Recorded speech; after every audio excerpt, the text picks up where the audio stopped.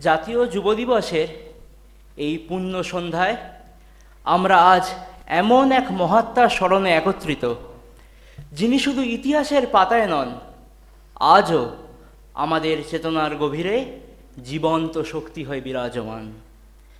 স্বামী বিবেকানন্দ, যিনি সন্ন্যাসের অগ্নিতে নিজেকে দগ্ধ করে মানবতার সেবাকেই ঈশ্বর সাধনার সর্বোচ্চ রূপ বলে ঘোষণা করেছিলেন। স্বামীজিকে বলা হয়েছে শিবাবতার। শিব, যিনি সত্য, যিনি সুন্দর, যিনি সনাতন। তবে এই স্বামীজিরূপী শিবাবতারের কিছু বৈশিষ্ট্য আছে।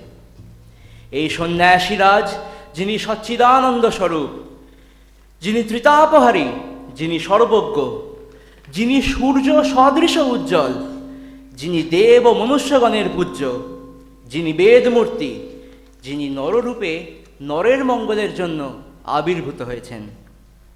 শ্রী শরৎচন্দ্র চক্রবর্তী রচিত মূর্ত মহেশ্বর, যা শ্রী বিবেকানন্দ গীতি স্তোত্রম নামেও পরিচিত, এটি কোনো সাধারণ স্তবগান নয়, এটি এক দার্শনিক প্রত্যয়, যেখানে শিব আর মূর্তি নন, তিনি মানুষের মাঝে মূর্ত। তিনি দরিদ্র, নিপীড়িত, বঞ্চিত মানুষের মধ্যে প্রতিফলিত। এই স্তোত্র আমাদের স্মরণ করিয়ে দেয় স্বামী বিবেকানন্দ ছিলেন সেই জীবন্ত শিব, যিনি বজ্রকণ্ঠে বলেছিলেন, দরিদ্রের সেবাই শিবের সেবা। আজকের যুব সমাজের কাছে এই স্তোত্র এক আহ্বান, নিজের শক্তিকে চিনতে শেখার আহ্বান, ভয় ঝেড়ে ফেলে কর্মের পথে এগিয়ে যাওয়ার আহ্বান। এই ভাবধারাকেই কণ্ঠে ধারণ করে ভক্তি, শক্তি ও মানবতার সম্মিলিত সুরে বিবেকানন্দ স্টাডি সার্কেলের সদস্যবৃন্দ আজ আপনাদের সকলের সামনে পরিবেশন করতে চলেছেন মূর্ত মহেশ্বর।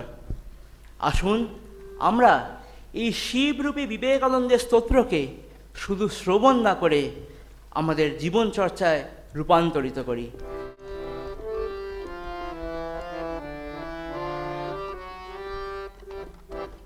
मूर्त महेश्वरम् उज्ज्वल भास्करम् इष्टममर नरवन्द्यम्।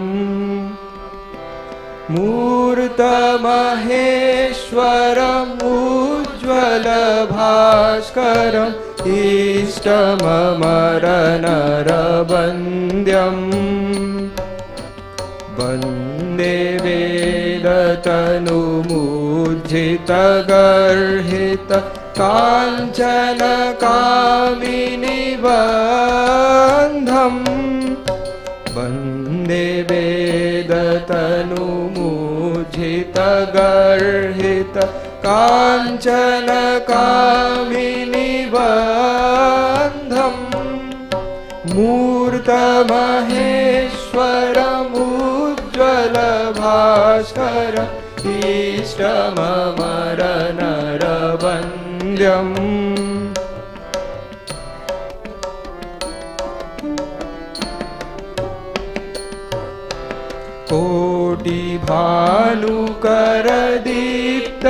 कोटिभानुकरदीप्तसिंहमः कटितटकौपीनबन्धम्।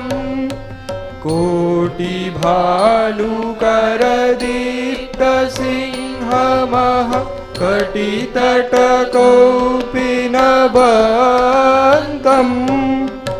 अभिरभिहुङ्करनादितदिङ्मुख प्रचण्डताण्डवनृत्यम्। अभिरभिहुङ्करनादितदिङ्मुख प्रचण्डताण्डवनृत्यम्। मूर्तमहेश्वरमुज्ज्वल भास्कर इष्टममर नरवन्द्यम्।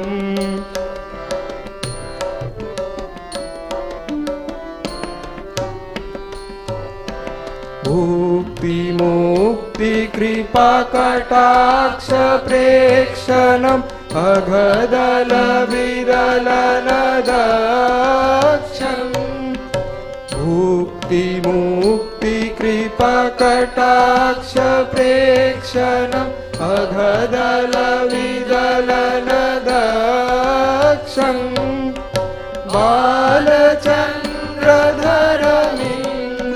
बालचन्द्रधरमिन्दुवन्द्यमिह नौमि गुरुविवेकानन्दम्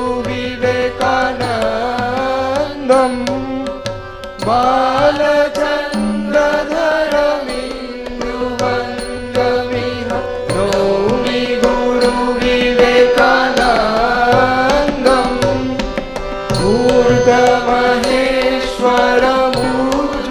ऊर्ध्वमहेश्वरमुज्ज्वलभास्कर इष्टममरनरवन्द्यम्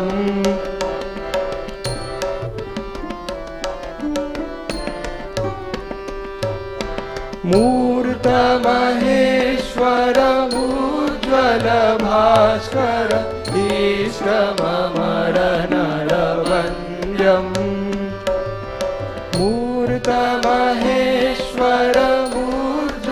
मूर्तमहेश्वरमुज्ज्वलभास्कर इष्टममरनरवन्द्यम् वन्दे वेदतनुमूर्छितगर्हित काञ्चनकामिनीबन्धम् वन्दे वेदतनुमूर्छितगर्हित काञ्चनकामिनीबन्धम् मूर्तमहेश्वरमुज्ज्वलभास्कर इष्टममरनरवन्द्यम् इष्टममरनरवन्द्यम् इष्टममरनरवन्द्यम्